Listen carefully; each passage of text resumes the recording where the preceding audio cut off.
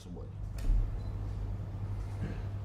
Saya doakan bapak-bapak di sini ya jadi pengusaha yang negarawan, pengusaha yang tanggung jawab, pengusaha yang berkualitas, ya, pengusaha yang membuat rakyat itu jangan sedih, jangan seperti orang-orang yang kita temui eselon 1 kita, ada yang nangis, ada yang marah-marah, ada yang kecewa karena rumahnya banjir, retak-retak, temboknya mau roboh. Tidak boleh ada lagi kejadian begitu di Indonesia ke depan. Sudah cukup lama ada pembiaran seperti ini. Harus ada perubahan. Harus ada perubahan, tapi perubahan dengan tujuan baik, dengan tujuan yang benar, dengan ukuran yang objektif, ukuran yang profesional, yang diaudit. Ya, saya doakan teman-teman yang ada di sini adalah pengusaha-pengusaha merah putih, patriot-patriot. Saudara berbisnis sebagian adalah rumah subsidi, betul nggak?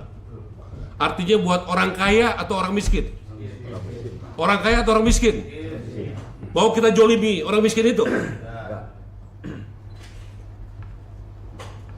Saya sudah siapkan nanti 911 kalau di Amerika itu pandang pengaduan, misalnya ada orang mau dibunuh, mau dirampok, tabrakan kan? 911 perumahan lagi disiapkan oleh Pak Irjen, Pak Fitra, ya supaya nanti ada pengaduan. Saudara dukung nggak itu? Ya. Buat pengusaha yang berkualitas dengan apa yang Presiden Prabowo bangun dan saya laksanakan di lapangan, seneng nggak dengan ada ukuran-ukuran yang terukur begini? Seneng nggak? Buat pengusaha yang tanggung jawab, akan tambah maju nggak? Tambah bagus nggak? Ya, tambah bagus. Nggak perlu lobby-lobby, nggak perlu nyogok-nyogok menterinya dan dirjen-dirjen saya. Ya, siapa yang bagus akan kelihatan nggak? Mekanisme pasar akan terjadi, sehat. Siapa yang bagus, siapa yang unggul, siapa yang hijau, siapa yang menepati janjinya. Karena banyak itu pengaduan dari konsumen, janjinya begini, pas bila terjadi enggak. Banyak itu ketidaktepatan atas janji sebelum pelaksanaan. Promosinya begini, jadinya begini. Ya. Saya rasa kita harus berubah, kita harus mengikuti arus yang benar, arus besar dari Presiden Prabowo, membawa Indonesia lebih baik, lebih bersih, lebih bermartabat. Siapa yang mau ikut arus ini, ikut Pak Prabowo. Kalau tidak, ya nggak apa. Kita mengamankan uang negara, kita mengamankan uang APBN, dan doakan semoga tahun ini ada berkat arahan Presiden Prabowo, ya, ada peningkatan untuk rumah-rumah, pembangunan rumah di Indonesia secara besar.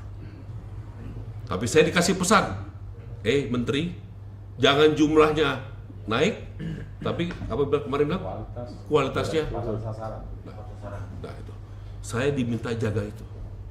Dan ukurannya Pak Prabowo tidak pernah mau menjolimi orang, ukurannya adalah audit. Ukurannya bukan karena kedekatan, bukan karena pertemanan. Kemarin saya tuh tegaskan kok, di PIK Pak Agwan teman saya, Pak Antoni Salim teman saya, kalau memang itu rakyat tidak boleh eksklusif, saya datang ke sana, tidak boleh eksklusif. Ya, RTDL rencana detail tata ruangnya sudah ada, tetapkan titiknya, bongkar itu buat rakyat. Ya, tidak boleh ada konflik interest, walaupun kawan, keluarga, hukum, keadilan, kebenaran harus ditegakkan. Tidak boleh tebang pilih. Oke, ada pertanyaan? Ya. Oke, terima kasih Pak. Pada prinsipnya kami setuju semua Pak dengan untuk perbaikan terhadap dunia perumahan. Tentunya ini adalah sebuah, tadi juga sudah saya sampaikan, saya mengapresiasi sekali terkait masalah penghapusan